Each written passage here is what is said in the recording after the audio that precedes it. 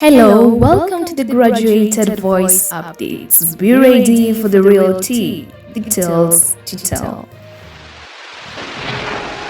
Oh well, Rigathi Gachagua, the DP, has gone ahead to attack the Azimio leader Raila Odinga in regard to something that Raila said the other day. And we're having people saying that Rigathi Gachagua, now you've waited all this time for you to just talk now. And then you're the kind of person referring to Gachagua, the kind of person who always creates and waits for an opportunity to create mchongwano. Instead, just do something better with whatever you're doing.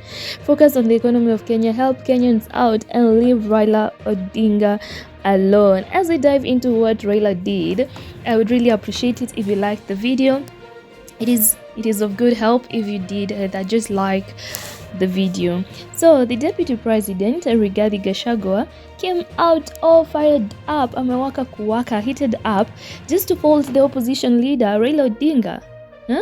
This is after, you can imagine, Raila Odinga went on ahead to criticize the United States ambassador to Kenya, Meg Whitman, over her remarks on the 2022 general election. Remember, this is something that the opposition team has always been talking about every other time. That is the election, or how things turned out, the servers and everything. And then someone out of nowhere comes and starts giving their compliments and their remarks in regard to this.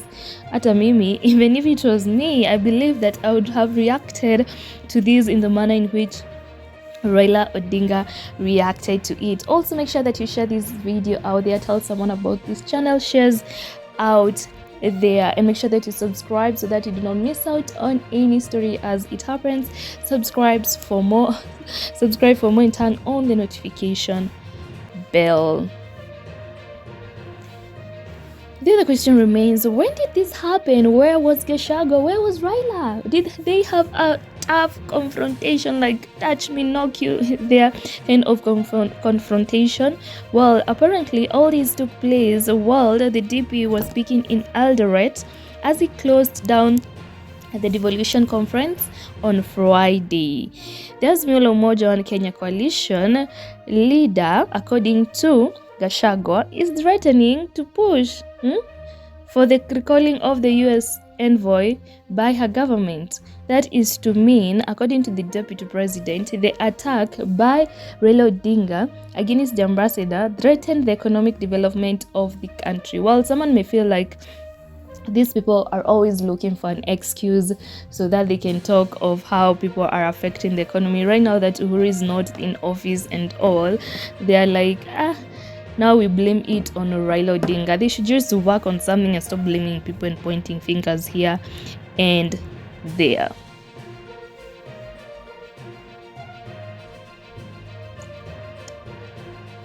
Well, as the people are saying that he was just trying to be funny, English and all, Gachagua just laughed off what Raila Odinga stated in concern to this particular matter. He went on ahead to say that Raila Odinga is just an ordinary citizen. Ordinary for who? Actually, yeah, he might be an ordinary citizen, but tell me, how many ordinary citizens can stand in front of a group of people and tell them to demonstrate in the streets and demonstrate, or just put everything in the country at halt? How many? So according to you, talk to me in the comment section. Tell me, do you think that Raila is just an ordinary citizen or a man who is impactful in Kenya, in the country at large? Talk to me in the comments. Feel free and tell me, do you feel that Raila Odinga is just an ordinary citizen? Do you agree with the deputy president? Well, according to Gachagua, he also said that Raila should not be hoodwinked into believing that he even has any powers to transfer a local administrator, let alone a whole convoy. Well, okay, it went on and somehow it got heated up. When you say like you can even control a local person, and now right now you're talking about attacking the US ambassador, what do you think you have over her? You can't even control local people. Now you are trying to go international. I want us to quote what the deputy president said in regard to this.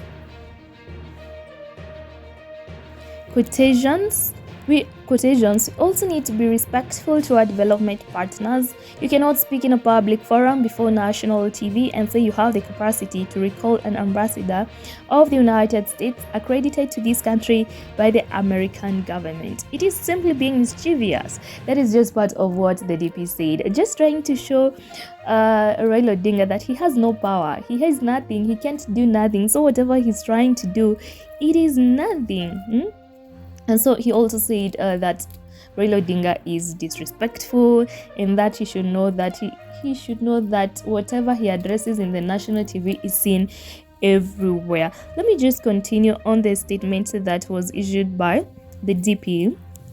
Quotations: as a private citizen, how do you recall an ambassador? You cannot even transfer an assistant chief to your local sublocation. It is part of the denial syndrome. Where? And that's where everyone lifted up their hands and placed them on their head. You have said no chills. Rigiji at this point had decided no chills. That you can't imagine saying that you cannot even transfer an assistant chief. Anyways, according to the DP, the Azimio chief is still in denial after losing the 2022 general elections to President William Ruto and does not want to believe that he has no legal authority in government. Yeah, it's true that he doesn't have any powers in government or any position, but they are the ones who are always trying to give him an office. So we can't wait for that day to come.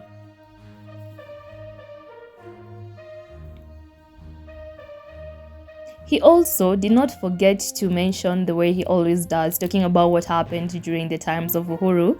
He cited that Odinga's perceived influence in the previous regime, where he was deemed to be in government courtesy of the handshake, yet was actually supposed to be the opposition. Quoting what he said, what was happening in the handshake regime is something that nobody can comprehend. CSCs and PSCs were told to go and brief a private citizen on what was happening and the workings of the government. Treasury CS was being told to brief a private citizen about the budget. That is why that private citizen thinks he can recall the American ambassador back to her country.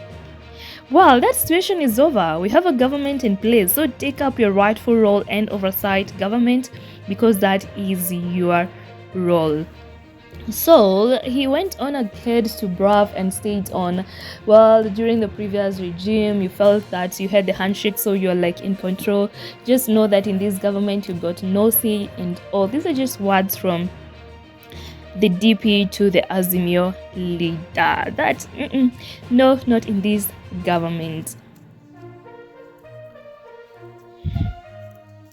This is something that you can call a mockery or something, whereby the DP, instead of just being on the Kenyan side, he went on ahead to upheld Whitman's remarks that the August elections were the most credible polls in the country's history, arguing that the former Prime Minister should just accept what happened and move on. He recalled the electoral process, emphasizing that it was transparent and everything went on and everyone was seeing what was happening. He urged the Azimio political faction to wake up from their delusional ideas and instead accept what happened. He said that the elections were true and all, and they should just move on, carry on, and accept the facts as they are. Let me just quote his words on that. Whitman and other ambassadors were at bombers throughout the counting of votes. They had access to the public portal, had calculators, are educated, and had done a bit of mathematics. They added the numbers they observed and were clear that the election was won fair and square, and it was open, democratic, and meets the international standards. Right now, he has even added the fact that it has met the international standards, not just your ordinary kind. So, continuing on what he stated, what the ambassador is saying is the truth. She's being attacked and vilified by saying what everyone knows. I want to request leaders to accept the truth and the reality and move on. Life is a dynamic, not static. Today you are up, tomorrow you are up, tomorrow you are down. Well, all these are just attacks and remarks from the deputy president to Raila Odinga, just trying to prove a point in his take on all this. Instead of supporting whatever the country is doing, the deputy president went on ahead to just round up and state that Whitman has a good role, is playing a good role in the economy of Kenya right now. He urged her to add a look on Odinga's attacks and instead focus on unlocking more opportunities for Kenya. So he just begged him to stop, don't listen to Raila Odinga, just continue helping our country. So guys, I don't know what's your take on in regard to this particular story, the manner in which the deputy president went on ahead to react to this particular case. Talk to me in the comment section. And remember, if it's happening, I know all about it, and if I know all about it, I'll tell you all about it. So like the video, shares out there, subscribe, turn on the notification bell to get the real tea, the news to tell. Subscribe for more.